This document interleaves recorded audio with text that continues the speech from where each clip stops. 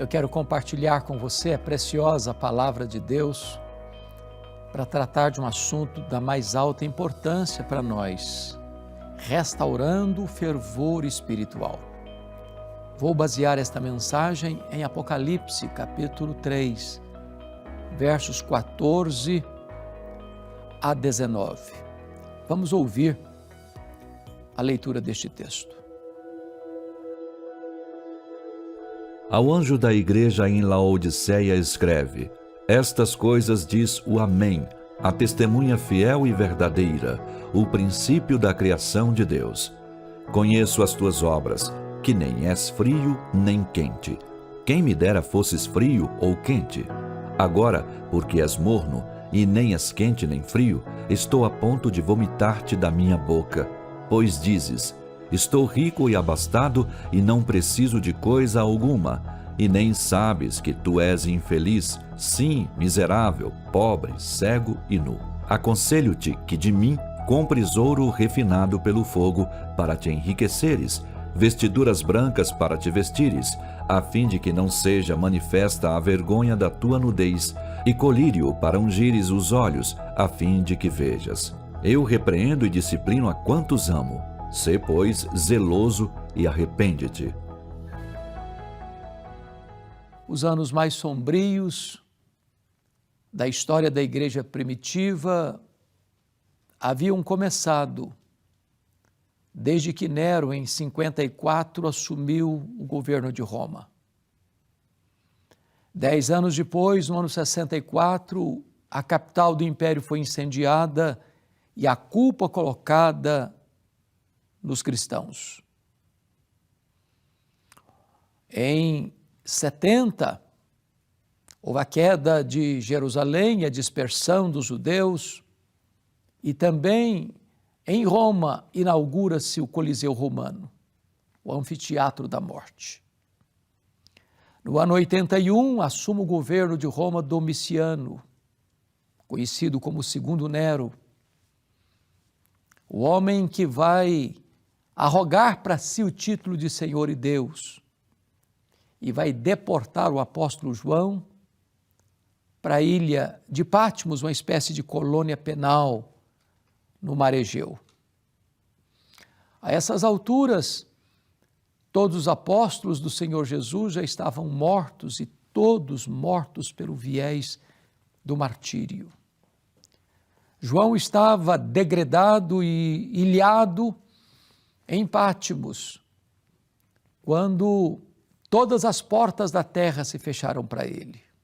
Então, Deus abriu-lhe uma porta no céu e disse: sobe para aqui, e eu te mostrarei as coisas que devem acontecer. Deus está no controle, Ele reina.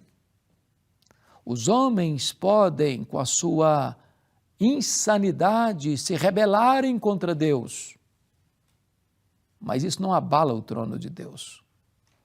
Ele continua com as rédeas da história em suas mãos.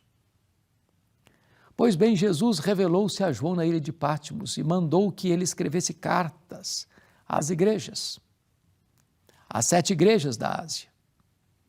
Hoje eu quero pensar com você sobre esta última igreja, a igreja de Laodiceia. Das 7 cartas às 7 igrejas, esta é a única carta que não recebe nenhum elogio de Jesus. Muito embora a igreja de Laodiceia tivesse a melhor avaliação de si mesma. Ela se olhava no espelho e dava nota máxima para si mesma. Ela batia palmas para ela mesma. Ela fazia um grande coral de seus membros e cantava o hino Quão grande és tu diante do espelho. Ela dizia: estou rica, abastada, não preciso de coisa nenhuma. E é curioso que é para esta igreja, que se considera a melhor igreja, é que Jesus não encontra nada para elogiar. Ao contrário, ele sente náuseas ao examinar esta igreja. Eu queria aqui observar com você algumas coisas, porque Jesus diz assim: estas coisas diz o Amém, a testemunha fiel e verdadeira, o princípio da criação de Deus.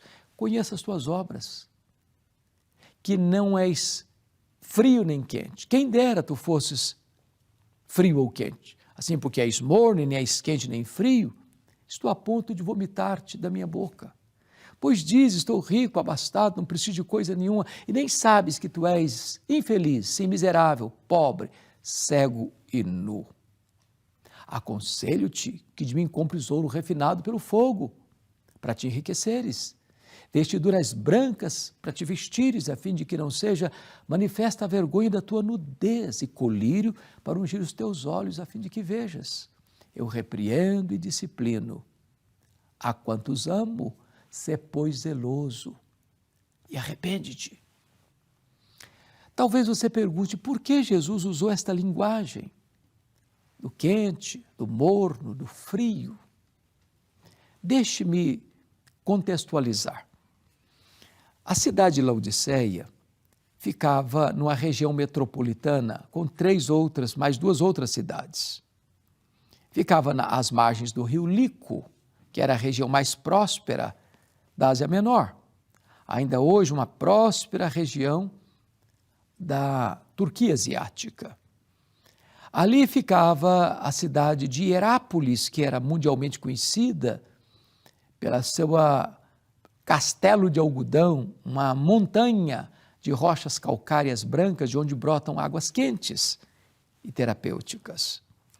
Do outro lado do rio ficava Colossos, conhecida pelas suas fontes de águas frias e geladas, também terapêuticas. Mas Laodiceia, a maior cidade e a mais rica cidade, não tinha fontes nem de águas quentes, nem de águas geladas. As águas chegavam por meio de aquedutos das montanhas, chegavam mornas, tépidas. E Jesus então pega este gancho da geografia e diz assim para a igreja: quem dera tu fosses quente como as águas de Hierápolis, quem dera tu fosses fria como as águas de Colossos, mas porque tu és morna como as águas que chegam na cidade de Laodiceia, estou a ponto de vomitar-te da minha boca. Porque Jesus usou, por exemplo, o ouro puro? Porque Laodiceia era a cidade dos banqueiros, dos endinheirados. Jesus está dizendo o seguinte: vocês se orgulham da riqueza, do ouro que vocês têm, mas espiritualmente vocês estão pobres. Porque ele fala das roupas brancas para eles vestirem, porque Laodiceia era o maior centro têxtil da Ásia Menor. Jesus está dizendo: vocês se orgulham das suas fábricas de roupas, mas espiritualmente vocês estão nus. Porque ele usa a figura do colírio, porque Laodiceia era o maior centro oftalmológico da Ásia Menor. Jesus está dizendo: vocês se orgulham das suas clínicas de tratamento de olhos, mas espiritualmente vocês estão cegos. Jesus está fazendo um diagnóstico. Mas chama a sua atenção para um fato curioso. Não há para a igreja de Laodiceia nenhuma denúncia de Jesus, de problemas doutrinários, como tinha nas outras igrejas. Não há problemas morais, como tinha nas outras igrejas.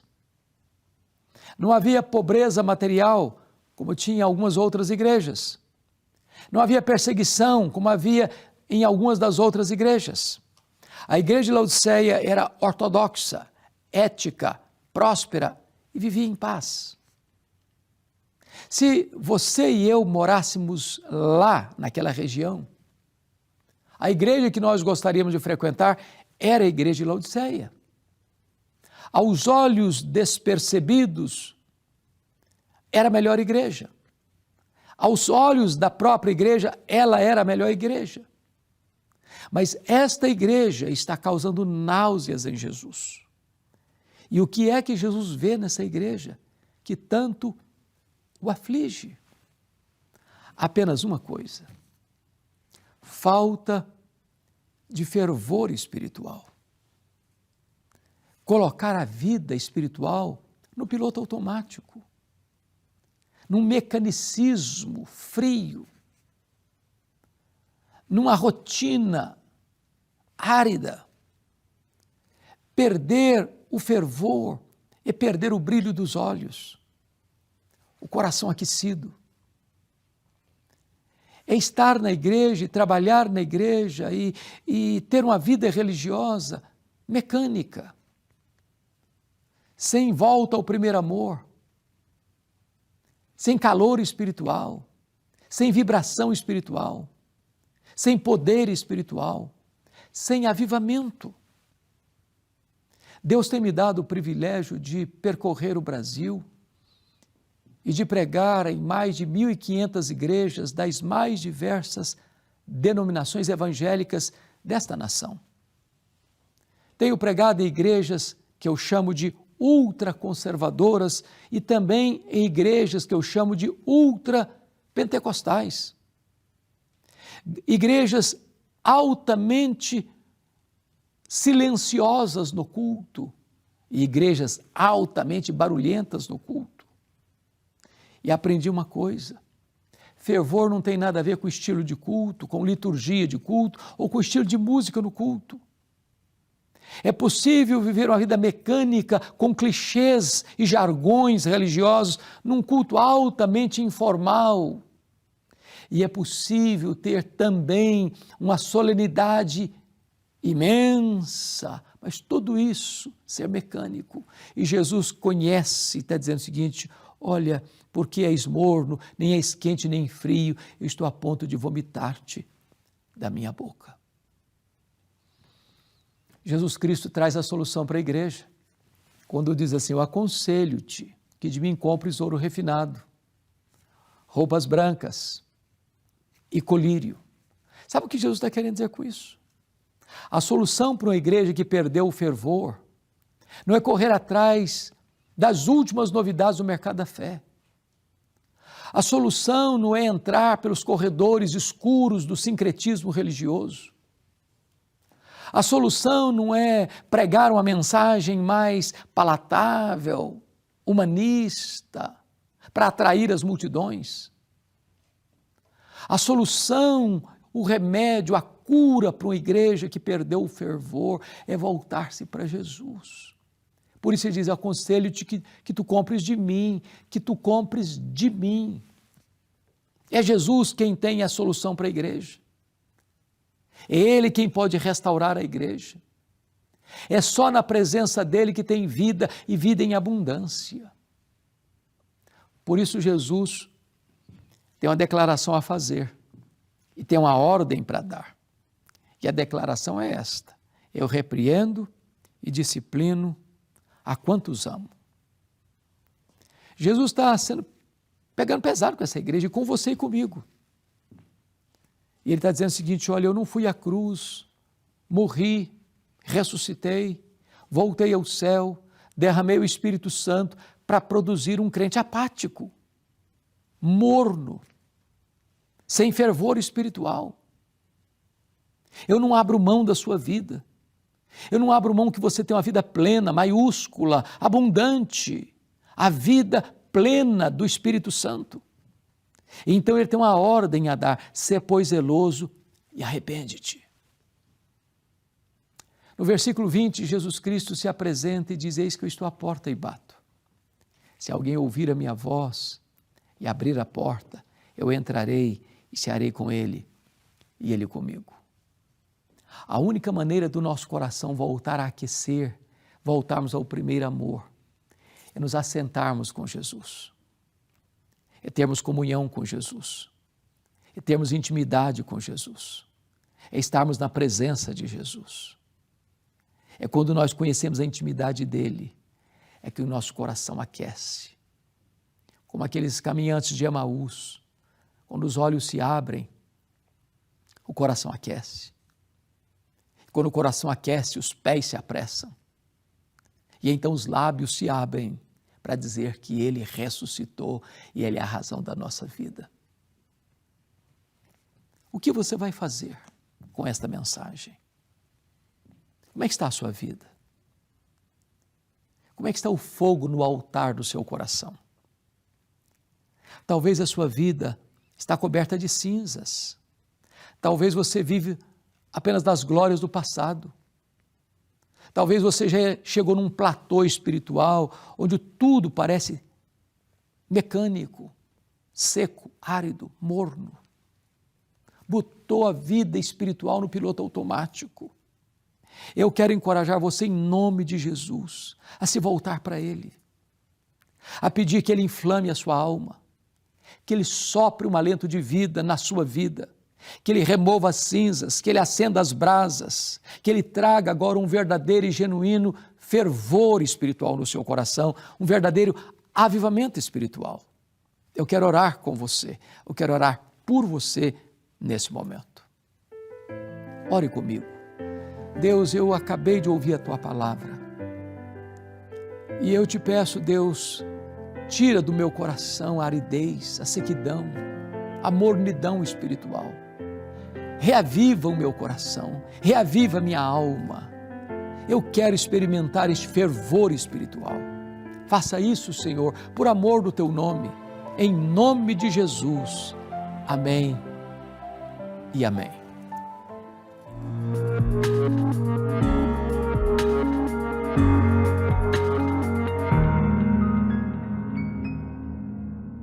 Programa bom passar depressa, não é mesmo? Já estamos chegando ao final deste Verdade e Vida, onde eu espero você tenha sido como eu, tremendamente abençoado. Hoje nós conversamos sobre a possibilidade de restaurar em nós o fervor espiritual por meio da ação do Santo Espírito de Deus, por meio do Evangelho revelado na cruz de Cristo Jesus. Que de fato você possa a cada dia experimentar a boa, perfeita e agradável vontade de Deus. Desafio você também a acompanhar a Igreja Presbiteriana do Brasil no ambiente digital, nos seguindo nas mídias sociais, no perfil @IPBOficial, também visitando o nosso site ipb.org.br e que você possa compartilhar as mensagens dos nossos programas aos seus amigos por meio do nosso canal no YouTube, o youtube.com/IPBOficial e também /programa Verdade e Vida. A gente vai ficando por aqui, mas na semana que vem nós estaremos juntos novamente, nesse mesmo canal, nesse mesmo horário.